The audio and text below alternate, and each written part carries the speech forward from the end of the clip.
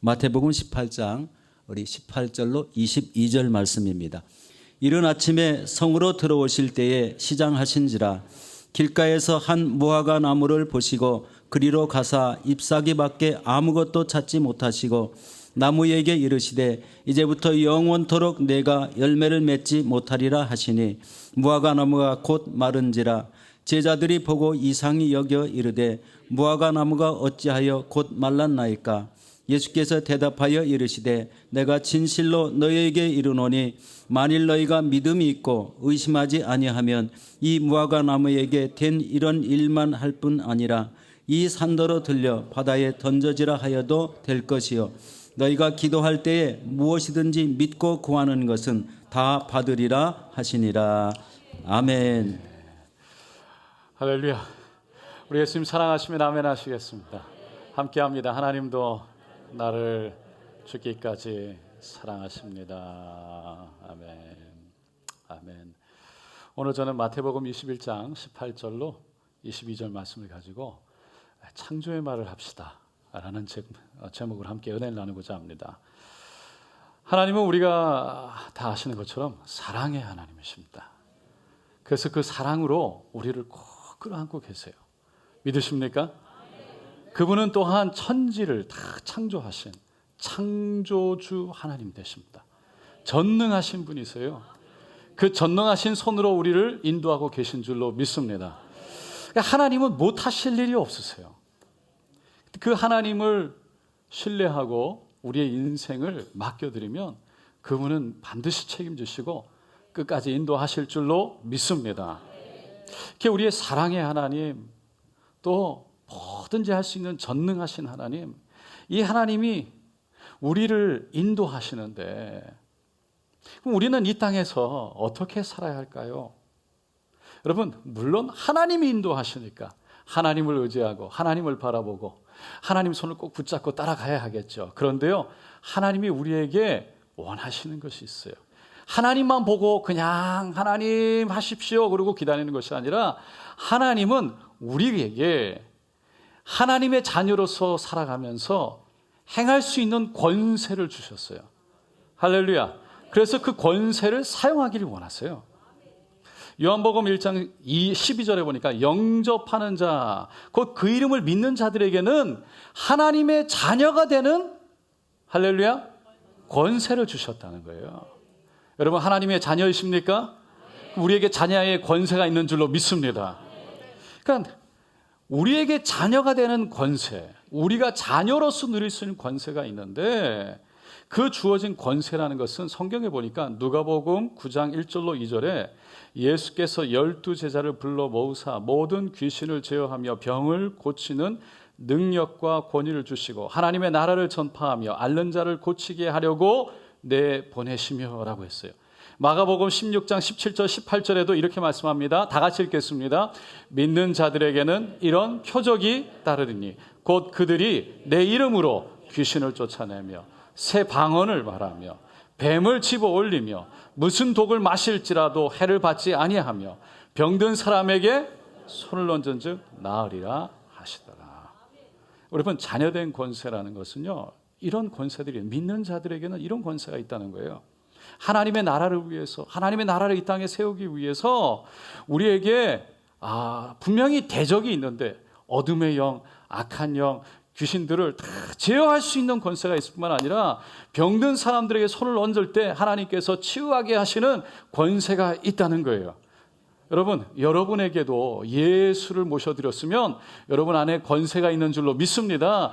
질병을 물론 교회에 와서도 기도하지만 여러분이 손을 놓고 그냥 예수의 이름으로 선포하세요.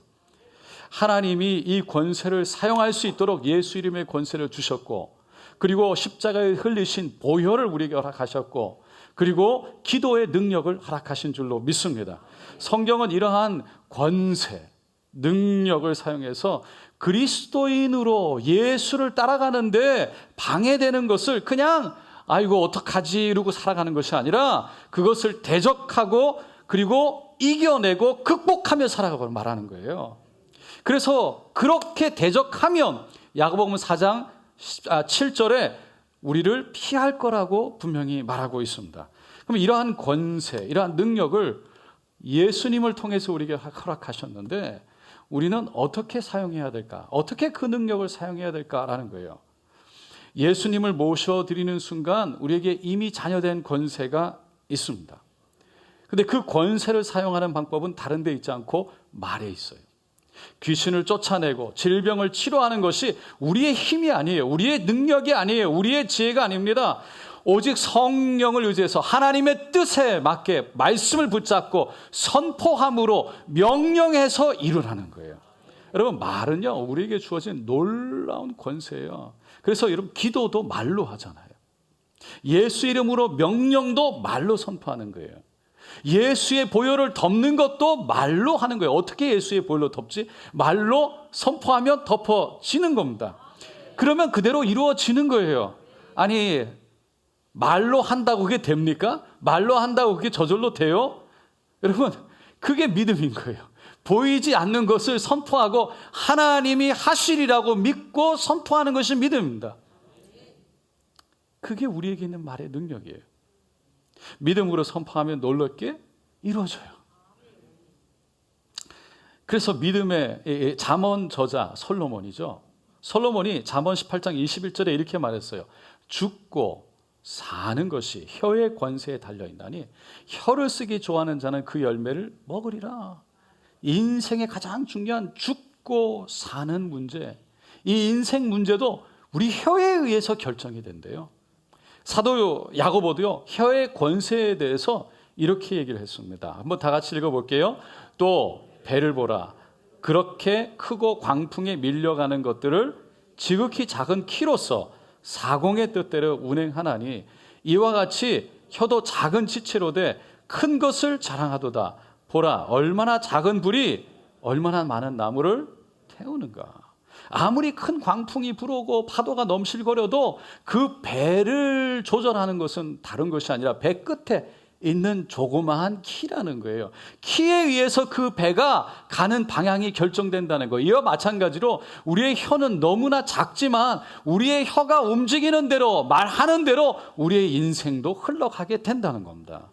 그래서 아무리 큰 나무도, 아무리 많은 나무도 불이 붙으면 다 타는 것처럼 이 혀가 그렇다는 거예요. 그래서 6절에 보면 혀는 곧 불이요 불의 세계라. 혀는 우리 지체 중에서 온몸을 더럽히고 삶의 수레바퀴를 불사르나니 그 사르는 것이 지옥불에서 나느니라. 영어로 보면요, 이게 무슨 말인지 좀 이해가 더 쉽게. The tongue also is a fire, a world of evil among the parts of the body. It corrupts the whole person, sets the whole course of his life on fire, and is itself set on fire by hell. 그러니까 말은 혀의 권세가 너무 크기 때문에 혹시라도 잘못 쓰면 이 작은 혀 하나로 정말 몸 전체를 더럽힐 수 있을 뿐만 아니라 결국 지옥불로 인도할 수 있게 된다라는 거예요. 그래서 혀에는 잘못 쓰면 우리의 삶을 망가뜨릴 수 있는 권세가 있다. 그런 권세가 있다. 그렇기 때문에 우리가 그리스도인이 되면요, 가장 먼저 바꿔야 될 게 뭐냐면 바로 우리의 말하는 말이라는 거예요. 그리스도인이 되면 말부터 바꿔야 돼요. 말이 바뀌어야 우리의 인생이요, 그리스도인으로서 살아가는 힘 있는 삶을 살 수 있게 되고, 말이 바뀌어야 하나님의 인도를 따라갈 수 있는 힘이 생기는 거예요. 안 된다, 할 수 없다, 그냥 주저앉아 있으면 안 되고 하나님이 하십니다. 하나님이 책임지십니다. 고백하고 하나님을 바라보는 힘이 필요하다는 거예요. 미국의 유명한 작가인 해럴 셔먼이라는 사람은요, 바꿔볼 만한 인생이라는 책에 이런 말을 했어요. 불행을 당하였음에도 불구하고 성공한 사람들은 긍정적인 말로서 운명을 좋은 방향으로 바꾼다. 여러분, 인생은 항상 좋은 일만 일어나지 않잖아요. 힘든 일도 일어나고 어려운 일도 일어나는 게 인생이잖아요. 그런데 그때마다 우리가 무슨 말을 하느냐, 할 수 없어, 그냥 주저앉고 어려움 속에 그냥 주저앉아 버리면 아무것도 못하지만 일어날 수 있어, 하나님이 나를 붙들고 계셔, 극복하고 이겨내면 할 수 있다는 거예요. 그러니까 사람은 그 어려운 사정 속에서 그냥 극복하고 이겨낼 것인지 아니면 주저앉고 넘어질 것인지 그거를 결국은 선택하게 되는데, 그것을 선택하게 하는, 그것을 인도하는 그 중요한 역할을 하는 게 우리의 혀의 고백이 있다는 거예요. 왜냐하면 우리의 혀의 고백대로 우리의 인생이, 우리의 생각이 바뀌기, 따라가기 때문에. 그래서 말에는요, 사람의 운명을 결정하고 때로는 환경까지도 바꿔놓을 수 있는 힘이 있어요. 그래서 앞으로 여러분 특별히 4주 동안 우리가 한 해를 마치면서, 그리고 2022년을 바라보면서 우리가 입술에 대해서, 혀에 대해서, 말에 대해서 특별히 나누려고 합니다. 그래서 우리가 내년에는 새로운 마음, 새로운 생각, 새로운 고백 가운데 예수 믿는 인생, 그래서 정말 힘 있는 인생, 하나님을 의지하는 인생, 주님과 하나님의 뜻을 온전히 이뤄내는 인생, 여러분 우리의 입술의 고백을 바꿀 수 있기를 축원드립니다. 창조의 말을 합시다. 긍정의 말을 합시다. 격려의 말을 합시다. 감사의 말을 합시다. 오늘은 특별히 첫 번째로 창조의 말을 합시다 합니다. 따라해 보시기 바랍니다. 창조의 말을 합시다. 우리 말이 얼마나 창조적인 놀라운 능력이 있는지, 힘이 있는지 아주 잘 보여주는 영상이 있어요. 이 영상을 제가 4년 전에 여러분과 함께 나눴는데요. 쭉 다른 영상이나 찾아보다가 이거만큼 정확하게 힘있게 보여주는 영상이 없어서 여러분에게 다시 한번 이 말의 힘이라는 제목의 영상을 보여드리려고 합니다. 우리 준비된 영상 함께 보겠습니다. MBC 뉴스를 마칩니다. 여러분 고맙습니다.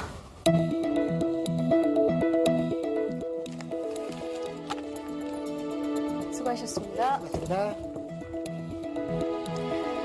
카메라 앞에 서면 누구나 긴장하기 마련이죠. 사실 저도 마찬가지인데요. 이렇게 뉴스를 끝내고 나니까 이제서야 좀 편안해지네요. 카메라에 이렇게 불이 켜지면 말투나 표정이 평소와는 완전 다른 사람처럼 변하게 되거든요. 방금 전 뉴스를 하던 저와 지금 제 모습이 이렇게 다른 것처럼 말이죠. 여러분은 오늘 어떤 말을 가장 많이 하셨나요? 매일같이 쉴 새 없이 말을 하는데 뭘 그런 것까지 신경 쓰느냐고요? 글쎄요, 과연 그럴까요? 무심코 내뱉은 말 한마디 속에 엄청난 비밀이 숨어 있습니다. 실험 다큐 말의 힘. 자, 이제부터 시작합니다.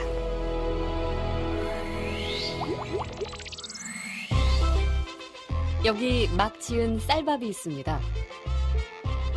그리고 각각의 병에 좋은 말과 나쁜 말을 붙이면 실험 준비는 끝입니다. 안녕하세요. 네, 안녕하세요. 네, 부탁드립니다. 이게 뭐예요? 앞으로 한 달 동안 네. 한쪽 병에는 좋은 말씀을 좀 해주시고요. 그리고 한쪽 병에는 듣기 싫은 말씀을 좀 해주세요. 뚜껑을 열고요. 알아들을까요? 고맙습니다. 아, 예쁘다. 냄새 날 것 같아. 짜증나. 미워. 카메라 앞이라 그런지 짜증나도 너무 짜증 안 나게 얘기하시네요. 제대로 한번 짜증나게 네, 할까요? 짜증나. 어우, 짜증나. 아우, 힘들어요. 이런 말 못하는데. 고맙습니다. 짜증나. 감사합니다. 짜증나. 아, 예쁘다. 아유, 짜증나. MBC 아나운서실과 일반 사무실 모두 5곳에 전달했는데요. 4주 후 과연 어떤 변화가 생길지 함께 기다려볼까요? 4주 후 안녕하세요. 맡긴 물건 찾아왔습니다. 아, 맡기신 물건이요? 이거죠? 그리고 여기요. 두 눈을 믿기 힘들 정도로 차이는 분명했습니다. 고맙습니다는 예쁘잖아요. 하얗고 뽀얀 곰팡이가 많이 생기긴 했는데 하얗고 뽀얀 곰팡이가 있고요. 이거는 좀 짜증나는 곰팡이가 생겼다 할까? 이 붙은 이름 그대로 따라간 것 같아요.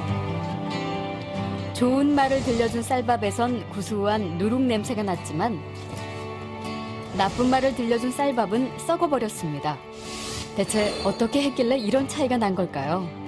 사랑해 사랑해 너무 예쁘다 고맙습니다 다다다다다 쏘아붙고요. 그리고 나서 가끔 얘 보잖아요. 그럼 많은 얘기도 안 했어요. 너무 미워 짜증나 이렇게 하고 딱 놓거든요. 근데 저도 진짜 신기한 거예요. 차이가 이렇게 확연하게 보이니까. 저 사실 처음 이 실험 의뢰를 받았을 때 반신반의했거든요. 이 말 한마디로 이렇게 차이가 생길까. 근데 눈으로 딱 보니까 저도 사실 좀 안 믿겨지고요. 신기하죠. 귀가 어디 달린 것도 아니고 여기 세반고리관이 들어가 있는 것도 아닌데 혹시 우리가 모르는 귀가 밥에 있나요? 3, 4일부터 이쪽이 막 변화가 되니까 좋은 말을 해야 되겠다라는 생각? 그다음에 사람들한테도 속상한 일 있거나 이랬을 때도 좋은 말을 많이 해서 이 사람들이 변화됐을 때도 이렇게 변화되지 않을까라는 생각도 해봤어요. 굉장히 좀 놀랐고요. 처음에 주셨을 때는 과연 될까라는 생각을 많이 했었는데요. 이제 이렇게 된 거 보니까 이쁜 말을 좀 많이 써야 되겠다는 생각이 듭니다.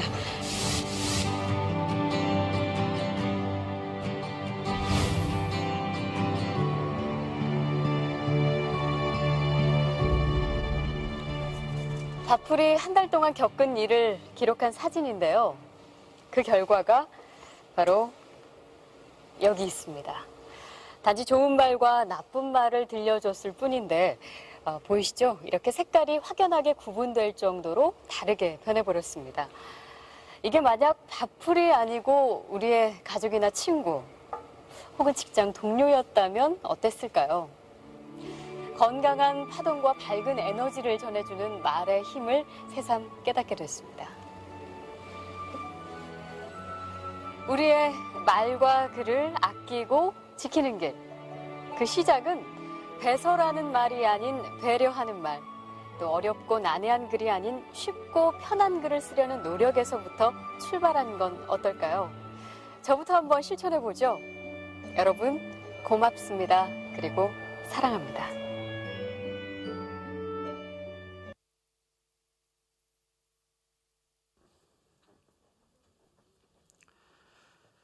지금 보신 영상은요, 기독교 방송에서 만든 것이 아닙니다. 공영방송 MBC에서 만든 거예요. 그러니까 직접 MBC에서 실험한 거잖아요. 고맙습니다, 이쁘다 이런 말을 해준 쌀밥은 이쁜 뽀얀 좋은 냄새나는 곰팡이에 폈지만 미워 짜증나 말해주던 그 흰 쌀밥엔 까맣고 냄새나는 곰팡이가 폈습니다. MBC는 이걸 통해서 이 말의 힘이 있다라는 것을 보여줬어요. 증명했어요. 근데 한 가지 우리가 여기서 보면 생각하게 되는 건, 아니 MBC가 이거를 말의 힘이 있는 것을 증명해서 보여주지만 실험을 통해서 어떻게 해서 이런 힘이 있는지, 왜 말에 이런 힘이 있는지는 설명하지 않았어요. 왜일까요? 설명이 안 되기 때문에. 과학적으로 설명이 안 되는 거예요. 영적인 부분이에요. 저는 그렇게 생각합니다. 그 말을 통해서 자연현상 가운데 변화가 일어나는 것, 어떤 좀 자연현상 가운데 다른 일들이 일어나는 것, 초자연적인 일이에요. 일본의 물 연구가로 알려진 에토마 마사루 씨, 물은 답을 알고 있다라는 책에, 이것도 제가 보여드렸던 사진이죠. 영상 사진인데, 실험에서 물 2개의 컵을 실험실에 갖다 놓고 그걸 얼렸다가 그걸 현명히로 봤대요. 근데 첫 번째 컵에다가는 망할 놈, 또 미워, 죽여 이런 말들을 막 써놨어요. 그리고는 그 물 결정체를 현미경으로 딱 봤더니요, 이렇게 완전히 깨져 있었어요. 그런데 두 번째 컵에다가 이쁘다, 고맙다, 감사하다, 참 좋다 그런 걸들을 쭉 써놓고 그걸 얼렸다가 이렇게 그 얼린 거를 봤더니요, 아름다운 육각형의 물이 되어 있었다는 거예요. 그리고 사랑해요 라고 써놨던 데에는요, 이렇게 더 아름답게. 그리고 책에 나와 있는 2가지 사진이 더 있더라고요. 제가 봤는데, 이 사람이 기도하기 전에 물은 이런 경우였는데, 그 물을 놓고 기도하고 축복했더니 이렇게 형태가 바뀌었어요. 사랑하는 성도 여러분, 우리 몸은요 60%가 물이라고 그러잖아요. 할렐루야. 그러니까 우리 몸에 물이 60%인데 우리 입술로 저주와 비난과 욕을 하게 되면 그게 우리 몸이 거기에 반응하는 거예요. 우리 몸의 물들이 거기에 그러니까 면역력이 떨어지고, 또 면역력이 떨어지면 질병에 걸릴 수 있는 확률도 올라가고, 마음도 그래서 결국 고통과 괴로움 속에 빠지는 거예요. 그러나 우리가 서로 사랑한다, 칭찬하고 격려하고 위로하고 아름다운 말을 많이 하면 우리 몸의 물 결정체도요, 그것을 듣게 되는 거예요. 그 아름답게 저런 육각형의 모습으로 바뀌는 거죠. 건강해지고 마음도 행복해지고. 여러분, 저는 이걸 보면서 우리 자녀들에게 정말 좋은 말 많이 해야 된다. 할렐루야. 성경은 이런 현상에 대해서요, 이렇게 얘기하죠. 잠언 15장 4절에 온순한 혀는 곧 생명나무지만 패역한 혀는 마음을 상하게 하느니라.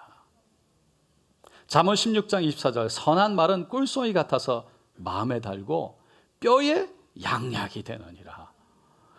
여러분, 성경은요, 과학자들이 저거 연구해서 막 현미경 찍어가지고 다 내놓기 전에, 이런 거에 말의 힘에 이런 게 있어요, 말하기 전에 이미 성경에 다 기록해놨어요. 이미 다 성경은 알고 있어요. 사도 바울이 그래서 에베소 4장 29절에 무릇 더러운 말은 너 입 밖에 내지 말고 오직 덕을 세우는 데 소용되는 대로 선한 말을 하여 듣는 자들에게 은혜를 끼치라 라고 했어요. 사도 베드로도 베드로전 3장 10절로 12절입니다. 한번 다 같이 읽어볼게요. 그러므로 생명을 사랑하고 좋은 날 보기를 원하는 자는 혀를 금하여 악한 말을 그치며 그 입술로 거짓을 말하. 악에서 떠나 선을 행하고 화평을 구하며 그것을 따르라. 주의 눈은 의인을 향하시고 그의 귀는 의인의 간구에 기울이시되 주의 얼굴은 악행하는 자들을 대하시느니라. 그러니까 우리가 무심코 내뱉는 말들, 생각 없이 내뱉는 말들, 그런 말들 속에도 힘이 있다는 거예요. 그래서 악한 말 내뱉지 말고 선한 말, 화평을 구하는 말을 하라는 거예요. 여러분, 앞에서도 말씀드렸지만 이런 초자연적이 있는 말, 이건 과학적으로 설명이 안 돼요. 하지만 성경은 이렇게 설명합니다. 창세기 1장에 보니까요, 하나님이 이 땅을 창조하실 때 말씀으로 창조하셨대요. 창세기 1장 1절로 3절 태초에 하나님이 천지를 창조하시니라. 땅이 혼돈하고 공허하며 흑암이 깊음 위에 있고 하나님의 영은 수면 위에 운행하시니라. 하나님이 이르시되 말씀하시되 빛이 있으라 하시니 빛이 있었고. 하나님 말씀하시니 빛이 생겼어요. 5절에 하나님이 빛을 낮이라 부르시고 어둠을 밤이라 부르시니라. 저녁이 되고 아침이 되니 이는 첫째 날이라. 아침과 낮을 부르셨어요. 하나님이 6절에 이르시되 물 가운데 궁창이 있어 궁창 물과 물로 나뉘라 하시고 하늘과 바다. 그 8절에 하나님이 궁창을 하늘이라 부르시니라. 저녁이 되고 아침이 되니 이는 둘째 날이니라. 9절에 하나님이 이르시되 천하의 물이 한 곳으로 모여라 바다를 이루게 하셨어요. 그대로 되니라. 14절에 하나님이 이르시되 하늘의 궁창에 광명체들이 있어 거기에 별들을 만드셨어요. 우주에 낮과 밤을 나누게 하고 그것들로 징조와 계절과 날과 해를 이루게 하라. 15절에 또 광명체들이 하늘의 궁창에 있어 땅을 비추라 하시니 빛이 막 나기 시작했어요. 그대로 되니라. 동물도 말씀으로 지으셨어요. 20절에 하나님이 이르시되 물들은 생물을 번성하게 하라. 땅 위에 하늘의 궁창에는 새가 나르라 하시고 새가 날라라 하니까 새가 나르기 시작했어요. 그리고 쭉 내려가서 26절 27절에 다 같이 읽겠습니다. 하나님이 이르시되 우리의 형상을 따라 우리의 모양대로 우리가 사람을 만들고 그들로 바다의 물고기와 하늘의 새와 가축과 온 땅과 땅에 기는 것과 모든 것들을 다스리게 하자 하시고 하나님이 자기 형상 곧 하나님의 형상대로 하나님을 창조하시되 남자와 여자를 창조하시고. 하나님은 말씀으로 천지를 창조하셨어요. 그리고 사람을 만드셨어요. 그리고 하나님의 형상대로 만드셔서 모든 이 땅의 것을 다스리고 관할하도록 말씀하셨어요. 그리고는 하나님의 형상대로 만들었기 때문에 그 사람에게는 하나님께서 말씀으로 이 땅을 만드신 그런 능력, 창조할 수 있는 능력을 주셨어요. 그것이 바로 그 밑에 2장 19절에 나와요. 야훼 하나님이 흙으로 각종 들짐승과 공중의 각종 새를 지으시고 아담이 무엇이라고 부르나 보시려고 그것들을 그에게로 이끌어 가시니 아담이 각 생물들을 부르는 것이 곧 그 이름이 되었더라. 그러니까 하나님이 아담에게 동물을 데리고 오셨어요. 다 지어놓고 이름이 없었어요. 근데 이거를 딱 데려가니까 아담이 그 동물을 부르는 대로 이름이 됐어요. 코끼리가 됐어요. 사자, 그럼 그냥 사자가 돼버렸어요. 그냥 독수리, 그러면 독수리가 되었어요. 그러니까 이 땅의 수많은 동물들, 짐승들, 하늘에 있는 모든 것들의 이름을 여러분 생각해보세요. 수만 가지 넘는 것들을 그냥 부르는 대로 이름이, 그런 창조적인 그런 능력이 있었던 거예요, 아담에게. 그 동물의 이름을 지어서 부르는 대로 그대로 되는 말의 능력이 있었다. 그런데 이런 창조적인 말의 능력이요, 타락을 하면서 선악과를 따먹고 불순종의 죄를 지으면서 파괴적인 말로 바뀌었어요. 남을 탓하고 비난하고 미워하는 언어로 바뀌게 됐어요. 하나님이 선악과를 따먹고 두려워서 숨어있는 아담을 불렀죠. 아담아 어디 있느냐. 그때 아담이 나와서 뭐라고 그랬습니까? 하나님이 주신 저 여자, 너가 선악과를 따먹었구나. 네, 저 하나님이 주신 저 여자가, 할렐루야, 저에게 이걸 줬습니다. 그래서 여자를 비난하고, 그리고 하나님께, 그 하나님이 주신 여자, 하나님께 죄를 전가했어요.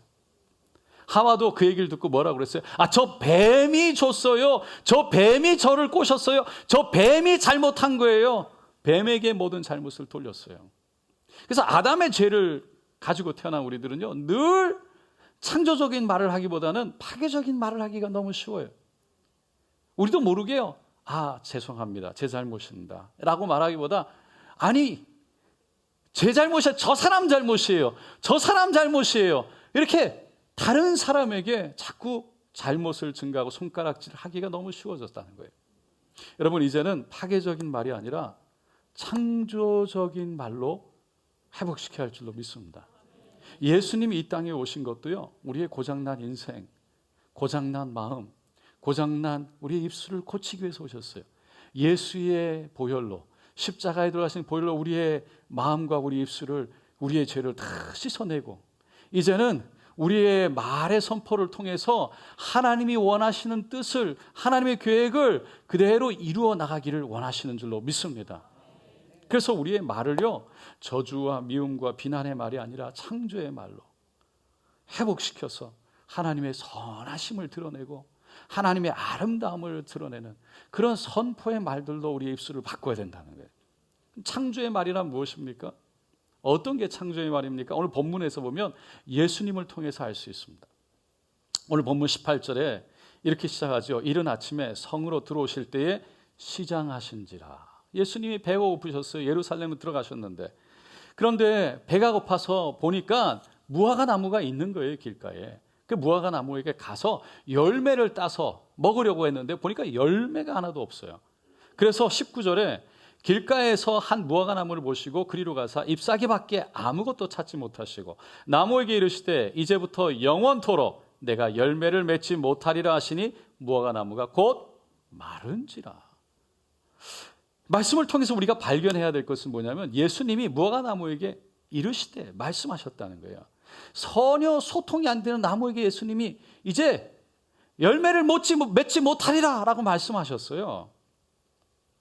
근데 그걸 보고 이상하게 생각한 제자들이 나무가 말랐네? 그러고서는 예수님께 가서 아니 어떻게 해서 나무가 이렇게 말라버렸습니까? 라고 물었어요. 그때 예수님이 21절 22절 바로 그 다음 절에 이렇게 말씀합니다. 다 같이 읽겠습니다. 예수께서 대답하여 이르시되 내가 진실로 너에게 이르노니 만일 너희가 믿음이 있고 의심하지 아니하면 이 무화과 나무에게 된 이런 일만 할 뿐 아니라 이 산더러 들려 바다에 던져지라 하여도 될 것이요 너희가 기도할 때에 무엇이든지 믿고 구하는 것은 다 받으리라 하시니라. 그러니까 무화과 나무가 어떻게 이렇게 다 마를 수 있지요? 라고 말하는 제자들에게 지금 예수님이 뭘 말씀하시냐면, 기도는 이런 거야. 기도하면 그대로 되는 거야. 그러면서 기도에 대해서 가르쳐 주세요. 여러분, 무화과 나무가 마른 것과 기도와 무슨 관계가 있을까요? 예수님이 그 전에 무화과 나무를 놓고 기도하셨나요? 성경에 기도하셨던 장면이 없어요. 그런데 나무에게 말씀하셨어요. 다시 말해서 예수님이 하신 기도는요, 선포의 기도였어요. 명령의 기도였어요. 입을 열고 믿음으로 선포하신 거예요. 이게 창조의 말이라는 거예요. 예수의 이름, 우리에게는 예수의 이름이 있잖아요. 그 이름을 사용해서 선포하는 거예요. 그러니까 마지막 이게 창조의 말인데, 우리가 마태, 마가, 누가, 요한복음을 쭉 사복음서를 보면요, 순간순간 역사하시는 그 예수님의 모습을 보세요.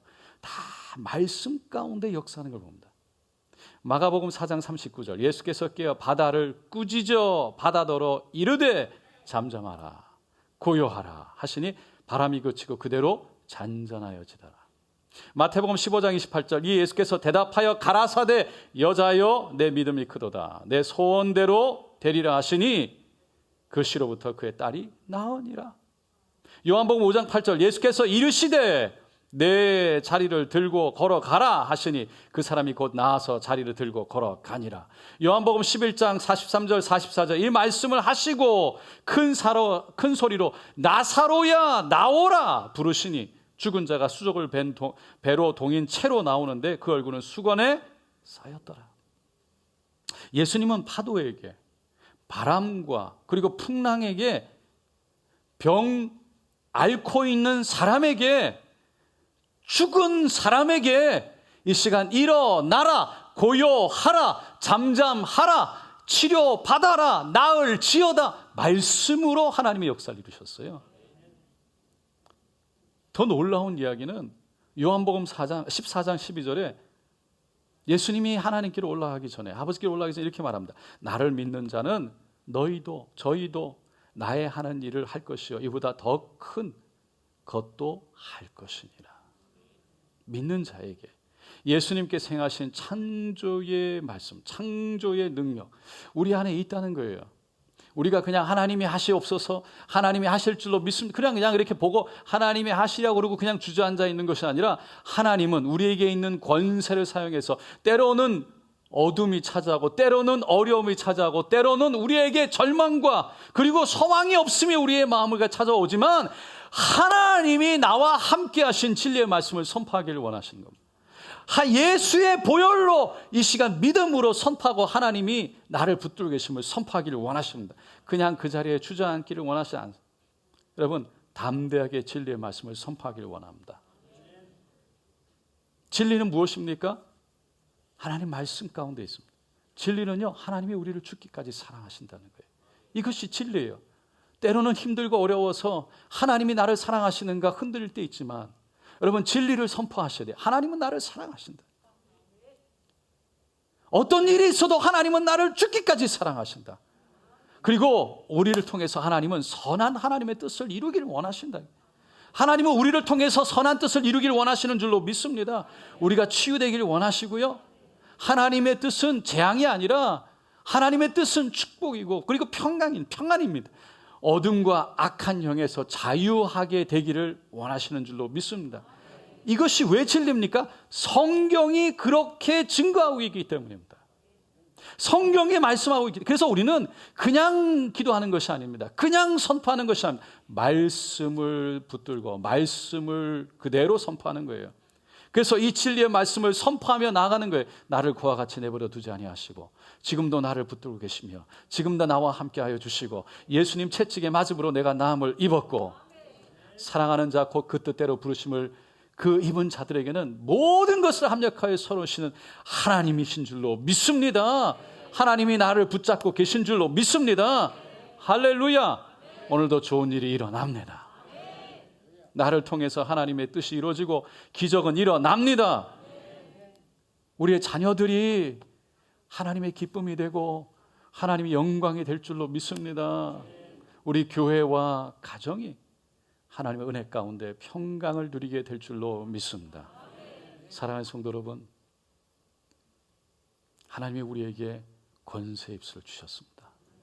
자녀들을 축복하시고 여러분의 인생을, 여러분의 삶을, 여러분의 마음을, 여러분의 영혼을 축복하시고 이 진리 가운데 하나님의 뜻을 선포해서 때로는 악한 어둠의 영이 찾아와도 극복하고 이겨내고 일어나서 하나님을 볼 수 있기를 예수님의 이름으로 축원드립니다.